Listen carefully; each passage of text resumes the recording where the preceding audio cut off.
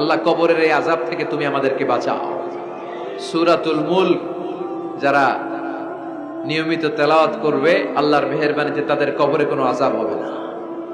করতে রাজি আছেন? কথা কয় না। করতে রাজি আছেন সবাই? বিষ্ণুই বললেন এখানেই শেষ নয়, আরো আছে। শাফাআত লি সাহিবিহা, এই সূরাটা কিয়ামতের দিন এই সূরা যে তেলাওয়াত করবে তার পক্ষে সুপারিশ করবে। কোরআন যদি আপনার বিপক্ষে আল্লাহর কাছে নালিশ করে, আপনার বাঁচার কোনো উপায় আছে? আপনার পীর সাহেব আপনারে বাঁচাইতে পারবে? তাইলে আপনার দলের নেতা, কথা কন, কেউ বাঁচাইতে পারবে আপনারে?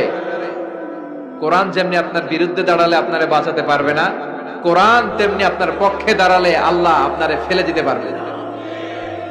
কোরআন আপনার পক্ষে থাকলে আল্লাহ আপনাকে দয়া করবেনই। বিষ্ণু বলেছেন ইকরাউল কুরআন ফাইন্নাহু ইয়াতি ইয়াউমাল কিয়ামাতি শাফিআন লিআসহাবি। কোরআন তেলাওয়াত করো, কেননা কোরআনের তেলাওয়াত এটা কিয়ামতের দিন তোমার জন্য সুপারিশ হয়ে দাঁড়াবে। এজন্য বিষ্ণু বললেন যে ব্যক্তি সূরাতুল মুলক নিয়মিত তেলাওয়াত করবে, এই সূরাটা কিয়ামতের দিন ওই তেলাওয়াতকারীর জন্য আল্লাহর কাছে সুপারিশ করবে।